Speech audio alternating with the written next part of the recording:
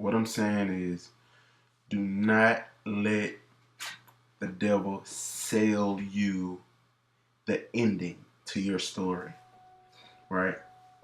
Don't let him come in your mind and show you how your story is going to end and you, I got to do something. When that ending don't even exist. That's what the devil is doing every day, all day. He's selling images. He's selling people the ending to their story.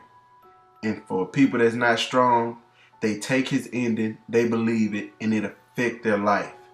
You know what I'm saying? So when you get in a situation, don't ever let the devil sell you an ending.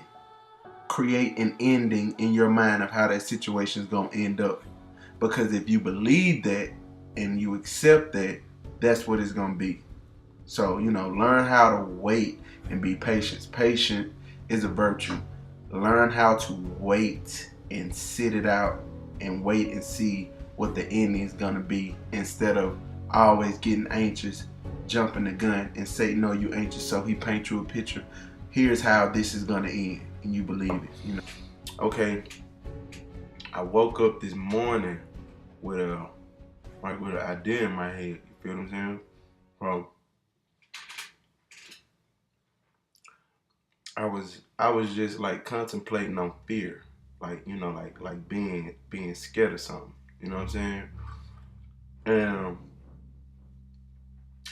it's a lot of different things you can be afraid of, but I think that most commonly among us as people, like the worst fear and the worst monsters and the worst, situations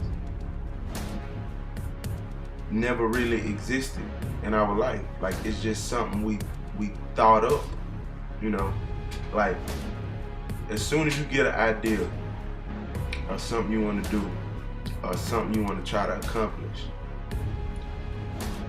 you start to create the thing that would stop you from accomplishing that in your mind. Like that thing that you just made up in your mind is only in your mind. It don't even exist in the midst of nowhere close to your dreams. You know what I'm saying? So I started to think about it, and I was like, God said that he hasn't given us the spirit of fear. So if he didn't give it to us, that would mean that it's a sin. It's a sin to think that way. It's a sin to form these blocks and stops and all these things that's gonna stop you from doing what you want to do. So I said sin, S.I.N, Satan's image nation. And the word imagination is two words, image and nation. So sin is Satan's image nation. Is the devil's nation of images, like his world.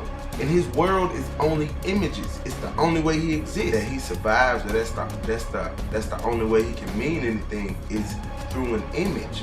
Because he's false and he can't really exist. He only exists through images. That's why like you could, okay, for example, you could have been committed a crime or something.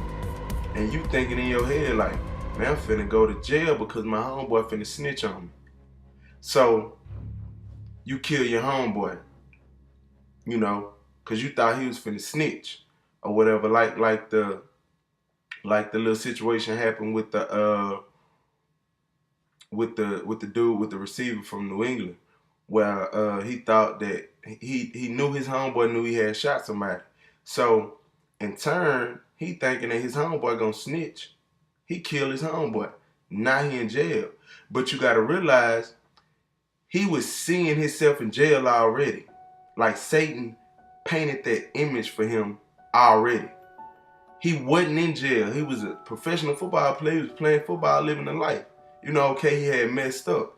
But he was seeing himself in jail. And by him trying to avoid that image that hadn't even happened, Now he really got himself in a situation. Satan really got a hold on him now. But that's what he does. He creates images for you, and you get all messed up trying to move around something that don't even exist. You know? So it's kind of like with Freddy Krueger, the only way that he come get you is in your dreams. You got to be asleep. You got to be dreaming. That's where he reside, in the dream world. It's the same with Satan. That's why he reside in the dream world.